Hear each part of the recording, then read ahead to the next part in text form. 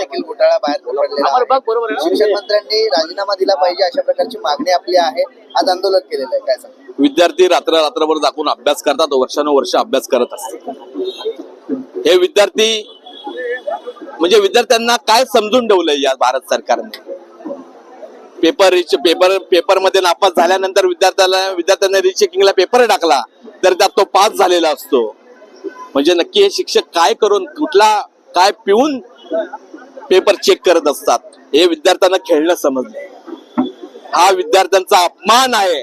हा अपमान भारतामध्ये सहन केला जाणार नाही. ज्या पद्धतीचं राजकारण या विद्यार्थ्यांच्या बाबतीत या नरेंद्र मोदी सरकारने, या धर्मेंद्र प्रधानांनी, शिक्षा मंत्र्यांनी केलंय, त्या प्रकारे यांचा राजीनामा घेतल्याशिवाय कधी विद्यार्थी हे शांत बसणार नाही.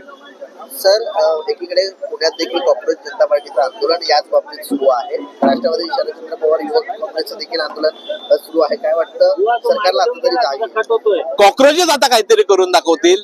कॉक्रोच रस्त्यावरती उतरले, त्यांना तरुणांना कॉक्रोचेस समजायचंय, तर आम्ही सगळे कॉक्रोचेस आहोत. कॉक्रोच पार्टीला आम्ही समर्थन करतो की ज्या पद्धतीने ते एवढ्या ताकदीने देशामध्ये अभिजित दिपके उतरले आहेत, विद्यार्थ्यांच्या भल्यासाठी उतरलेले आहेत. या राज्यात चाललंय काय? काल ठाण्यात आरती बघितली असेल तुम्ही. त्याच्यावरती मला काय जायचं नाही, पकडलं गेलं तर जय श्रीराम. या पद्धतीचं राजकारण या महाराष्ट्रात चाललं. देवांना पुढे केलं जातंय. बघता करत पुढे पुढे ओढलं जातंय. त्या गायीच्या वासरूला पण समजतं, मी दूध पिल्याने मोठी होईन, मी गोमूत्र पिल्याने मोठी होणार नाही. अभिजित दिपकेंचा देखील फोटो आता ट्विट करण्यात आलेला आहे. संजय राऊत त्यांना मोदींची देखील भेट घेतली अमेरिकेमध्ये. कसं बघतात कुठेतरी काँग्रेस जनता पार्टीचं आंदोलन असताना पंतप्रधान नरेंद्र मोदी भेटणं हा फोटो आता तो फोटो क्लिअर आहे, कसा आहे काय अजून तो बघण्यात आलेला नाहीये.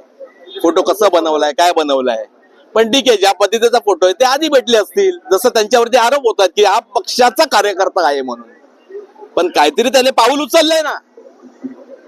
ते पाऊल उचलल्यामुळे देशात क्रांती आल्यासारखी वाटते. म्हणजे विद्यार्थी जगात हे विद्यार्थी पुढे आल्यासारखे वाटत आहे.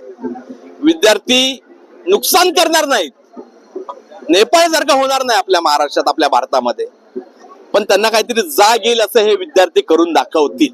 आणि